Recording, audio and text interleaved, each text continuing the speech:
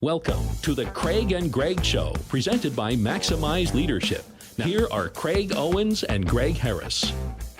Hey, welcome back to another episode of the Craig and Greg Show. I'm Craig. This is Greg. I grew up with my grandma reciting a little poem to me that I thought was appropriate to start off today. I've got it tattooed in my brain because she said it to me so many times. She said, good, better, best. Never let it rest until your good is better and your better is best. And so she kept telling me, keep besting it. Whenever I was doing something, keep besting it. You know, well, I'm doing the best I can. No, best it. You can best it even farther than that. And, you know, I think there's sometimes with leaders that, like I've put in a lot of hard work to get to this spot, and I think I'm good. I think I've put in enough work. I can just kind of, this is pretty good. I'm kind of satisfied with my surroundings. But I think that there's a danger in us becoming satisfied. What can begin to happen to our leadership if we just say, this is good enough? That quote from your grandma is pretty good. I mean, I think do your best and keep doing your bestests. You know, we're making up good words like gooder. Yeah. That's not one. More gooder. More gooder, yeah. I think there's something not about perfection, which is that Right. balance. We can chat about it this morning on our podcast here, but I do think perfectionism can be too compulsive. It's like, well, it's never good. That also hurts the team. But by settling, now the team's like, well, that's as far as we have to go. Mm-hmm. And you know someone else in your group is going to go less. Right. So eventually it's going to be satisfied to partially satisfied to whatever. Right. Do you have a story in your career where you saw someone wrestle between satisfied and perfection that we might glean something today? Because there's some lessons for all of us. I'll be the lesson because I would struggle with. Do that okay? Yeah, I would struggle with. I'd have a hard time starting something because in my mind, I didn't think I could do it perfectly, and so since I couldn't do it perfectly, I wouldn't start. I wouldn't even start doing it. Okay. And so I had to get to that spot where I would have to say, well, listen, is perfection even possible on this? But could I strive for excellence? You know, can I get to excellence? There is going to be some imperfections in that. And then slowly I began to realize that those stumbles or those things that weren't perfect were launching points, learning points. They're things that helped fuel me to keep on going. But yeah, I found myself just almost paralyzed by saying, oh, man, I'm looking down the road and this could go wrong, this could go wrong. I'm not sure I can do this yet. And so then I would just say, well, I won't even start. And would that be an assignment, Craig, where you knew what you need to do, or was it someone gave you that assignment? I think it's where I knew what I needed to get done. And so it was an internal battle. Yeah. Satisfaction is nice. It's okay. Restaurants battle with that, right? Like you and I go out and we'll take the ladies out. We'll go get a steak. And yeah, it was good. You know, it's good. Yeah. Would you go back? Well, I might try something else. Right. That is not a loyal customer. That's not a loyal patron. That's not a loyal employee or team member. That is I want to call it cancer, but that is the disease between satisfaction and actually having a scalable, awesome organization with amazing people who are growing and growing, which is our goal as leaders, right? Yes. Develop people. Right. What about the outside? Like if we settle or we're satisfied, how do we as leaders wrestle with, well, he even did less. What do we do? Well, I found that whatever standard the leader in an organization sets, people will always go a little bit below that. And so if we are satisfied, and then it becomes a little bit less, and then it becomes a little bit less, and then it becomes a little bit less. You know, like you said, I think you're going from partially satisfied to not so satisfied to I'm dissatisfied. It can quickly disintegrate, and that's why I think we have to keep pushing it. You know, you can't say, well, this is good enough, because it never is. There is something else that you can do. I had a manager that worked for one of my organizations, and she would never hire someone above her. I'm not calling her a loser or a number, but I'm just going to use numbers for this. Let's say she was a 6 out of 10. She was a manager of a group. She would never hire a 7 for her team. Yep.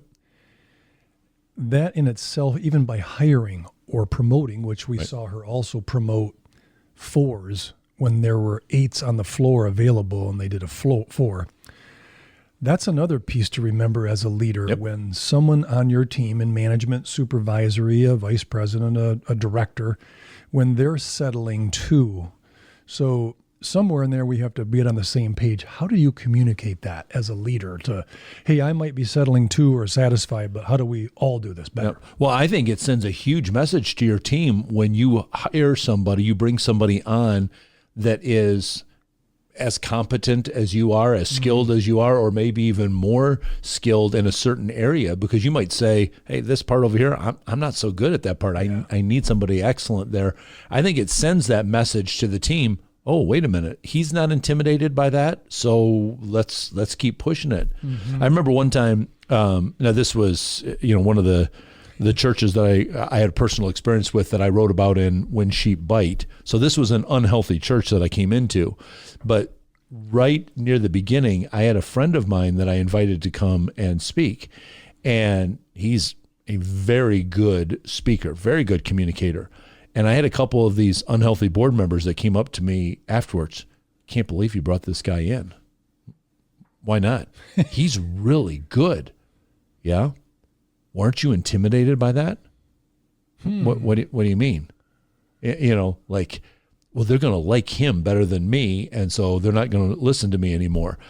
But I think it sent the signal to them like, no, I'm not intimidated by that. I learned something from having him here, so all of us can move forward as a result of this. So I think that everything, like we said before, everything rises and falls on the leader. So if I make that decision, I'm going to put these people up here, I think it sends the message to the rest of the team. We're not settling. It's got to keep going forward. I've had the privilege of being around some pretty cool leaders in my life. So have you, and some we've had together. There's one leader that I thought was a fascinating compliment from staff. Yeah, he hired Billy Bob, and Billy Bob's really good. We know he's running the company. Well, it's probably not true, but they saw as the CEO was willing to hire a Billy Bob who was amazing, right? So, okay, there's a gap then. CEO, Billy Bob, and us, and they would tell me, yeah, Billy Bob's really the guy that, he brought in to, keep the company moving and growing. Ooh, that takes some kaputskas. Yeah. That takes some guts. And yet the company kept doing well because he hired well and he was okay getting out of the way. Yeah. What is it about that sort of leadership message where some people get it and some people are like, oh, the CEO, he's long in the teeth, he's ready for pasture. Just because he hired someone really good to keep the boat going with the direction it's supposed to go. Why is that? I don't know. It's hard to tell. I think that there's some people that just are always looking for an excuse to stay satisfied. Don't push me any farther. Because you'll see it sometimes. A group of people are working, and you got a new person that's really eager, and everybody else goes, "Hey, slow down! Don't go so fast. You make us look bad." We've had that, right? So I think there's some people that are looking for that excuse, and I think there's other people that maybe are saying, "Oh man, what is this going to require on the other side? If I'm going to have to keep on pushing, does that mean more hours? Does that mean more? So I think if the leader's communicating that, hey, listen, you can get here. I want to take you here. I want you on this bus with me as we go. And I'm willing to invest in you to get there, but you can only do so much because, Jim Collins uses that analogy often about being on the bus. There's some people that just don't want to be on your bus, and that's okay. Right. That once they see we're not settling for just being comfortable, being satisfied, we're going to keep besting it. We're going to keep on raising the standard. Some people are going to go, well, then let me off at this stop here. I'm not interested in going any farther with you. there's a sales leadership guy that wrote a book, Jeff Gitomer, and the title is, Satisfaction's Worthless, Loyalty is Priceless. Yes. And I think at some point, us as leaders, and you as well, our audience, we have to be willing to stick our neck out. Yep. Because if we don't push the excellence, I like that word really well, perfection is potentially paralyzing to a number of people. Like, yep. I don't even know where to start then, because I'm sure you'll find something wrong with my paper, my proposal, whatever. Sure. I think for us, Craig, as leaders, is how do we get more a willingness to push ourselves maybe to exhaustion. I have a sports analogy where playing sports in a team and they weren't given a great effort and the coach sent us on a lap, like punishment, Right. And players cut the corner of the end zone. Sure. And they ran around and cut the corner and the coach goes, keep going. I want a full lap. Just yesterday, I saw a T-shirt. I didn't get to find out what else it said, but on the back it said, "Cut ribbons, not corners." Mm. And there was a championship picture of a ribbon, like the net Sure. of a basketball, like winning the March Madness or the Right. whatever. And I'm thinking, cut ribbons, not corners. Why do we do that? Why do we cut corners? I don't know. We do have to put the work in. I mean, there's no way around it. I have, you got me a T-shirt a number of years ago, and it says on there, on the front of the T-shirt, it says, "Don't quit." When I use that shirt and I'm working out and it gets wet with sweat, then the words come out and it says, "Do it." Yeah. But you don't see that until you put the sweat in. I think there's some people that they don't know what's on the other side of the sweat that they put in, the work that they put in. Mm-hmm. And so then they're saying, well, I don't know what I'm going to get as a result of that. So they're cutting the corners. They're finding a place. Let me just be comfortable here. Let me be satisfied here. Yeah. Most people live far below their capacity. They have shrunk it down to a comfort zone. And if I cut corners, I get to stay in my comfort zone. Yeah. I don't want to stretch. I think that's where maximized coaching comes in. Here's really not a shameless plug. It's what helps. Right. Just in the last month, I've had 3 guys hire me to do like coaching for more their business development side. They're already successful. Right. What inspired me to say yes was what they said they wanted to be. Mm-hmm. They weren't there yet. I think that's us in leadership too, where we need a mentor, a group, a coach, yep. Maybe a foxhole of eagles that we want to fly around with, but I think the whole piece for me on, you guys are already doing good, but you want to hire me to get to the next level. Sure. How do we get that hunger to become our motivator versus that's good enough? Right. Well, one of the things that I've used this before as a motivation is kind of showing people this is comfortable. It's a little bit like riding your bike.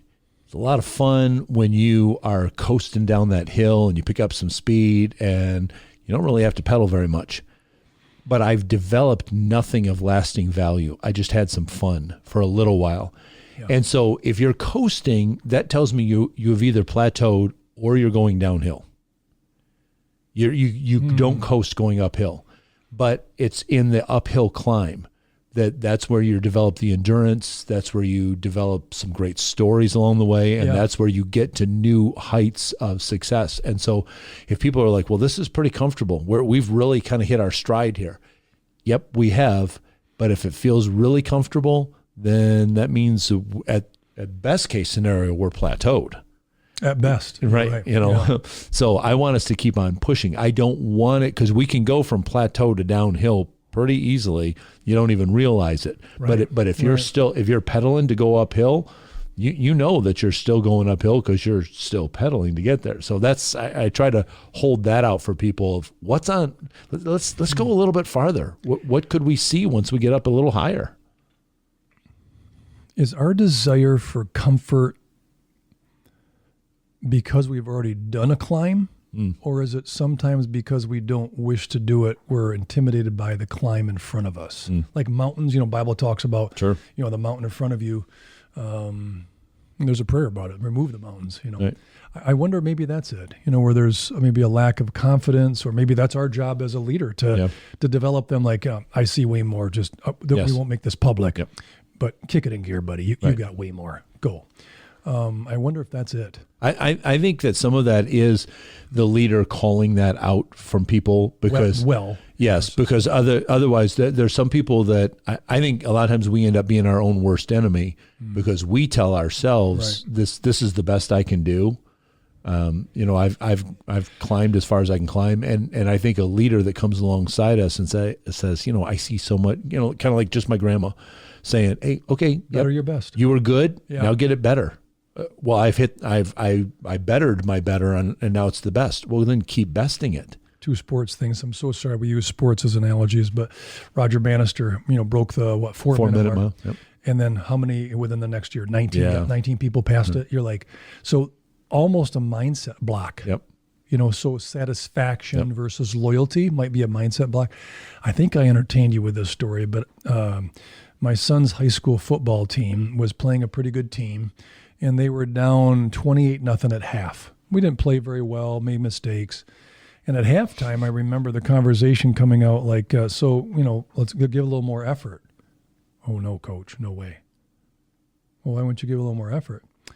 Well, we're giving 80%. If we give 100, it'll hurt more when it doesn't work. I thought, can you say that again? So you're going to hold back so if it doesn't work, it won't hurt so bad. Yep. That just never crossed my mind. And I went back to the other coaches and I'm like, our guys are kind of holding back a little bit. They're like, why would they do that? I couldn't explain it. Right. I mean, so I think if we can create a safe environment to still be competitive, that's that, chasing that. I don't think there is a safe environment for that, though. No, I don't either. mean, because listen, you are stepping out, like we use the word comfort zone. Yeah. When you step out of your comfort zone, it is, by its definition, uncomfortable. So it's going to be uncomfortable regardless. Right. If you just want comfort, then you can't have growth. You can't have both of those things. You can't stay comfortable and grow. Right. So it's going to have to be uncomfortable as you grow. Our dads are older. We're not, but they're getting older. That's right. They're outpacing us. And I think that was one of the interesting things for our dad conversations as sons telling them, hey, you should get a walk in. Why don't you go to the balance class? Why don't you, do this simple workout by a chair? You can, get your legs stronger so you don't need help getting out of a chair. It seems like work. Well, if you stay in that chair, it'll be more work if you don't get out of the chair. That's true. And it's almost a hesitation of, like you said, is it worth it? Yeah. Do you think we do that a little bit? Oh, yeah. Like pay the pros and cons of workout or have ice cream with my kids. Right. Ice cream with my kids tonight. I think there's a real challenge on excellence. And so do you have something you practice? Like for excellence, like what do you get up and say, I'm going to have this excellent mindset? Well, for me, it's, and we've talked about this before, I never compromise on my morning routine. So my morning routine is to get up and stretch my body physically, stretch my heart and my mind spiritually so I exercise, I work out, I read my Bible, I think about my day. I do that first thing in the morning. Yeah. And I every day I do that regardless. Oh man, didn't sleep very well last night. Yep. I'm still going to get up and do it this morning. Because there's value in that, right? Right. Yeah. I got to do that. I found a quote from Charles Sorenson said this: "It isn't the incompetent who destroy an organization. The incompetent never gets into a position to destroy it. It's those who have achieved something and want to rest upon their achievements who are forever clogging things up." And wow, that's a good one. I don't want to be the one that's clogging things up. Right. So I know that the speed of the leader is the speed of the team. The height of the leader is the height of the team. I want to be the Roger Bannister that pushes through and breaks the 4-minute mile mark so that I can show the rest of my team to do it. in the Bible, King David killed a giant, and then all these people that surrounded him, they all killed giants at different times. So he showed it was possible, and then they said, we're going to do that. And that's how we have to be. And as Greg mentioned earlier, maximize leadership coaching. That's one of the things that maybe you need to hear me say is calling in a coach does not mean that you are saying I'm no good. What you heard Greg say earlier was that these are organizations that are good, they're getting better, and maybe they're the best at what they do, but they want to best their best. Getting an outside perspective, we don't want you as a leader to be clogging up the organization. We want to have you soar so the rest of your organization can go even farther than maybe what you've imagined that they could go. So if you go to maximizeleadership.com, fill out the form under the coaching page, just tell us a little bit about your situation. One of us will read that, get back to you, get you lined up with us or with one of our other coaches, and we were going to help you be able to just better, best, to just keep on going and making it better and better as you go. We get better too when we get some input from you when you say, hey, I love this part of your podcast, or I didn't like that part so much, or could you guys talk about this topic? We want to be able to stretch as well as podcast presenters, as content creators, and to give you the very best. So get back in touch with us on X. You can reach out to us at Maximize Podcast right here on this video. Leave a comment below. Tell us about something that you liked, you didn't like, something you'd like to hear about in the future. And that's what we're going to be here for, is to resource you so you can be the best leader that you can possibly be. So stay tuned. Get in touch with Craig and Greg through Twitter at Maximize Podcast or at MaximizeLeadership.com. Be sure to subscribe so you don't miss any episodes of The Craig and Greg Show.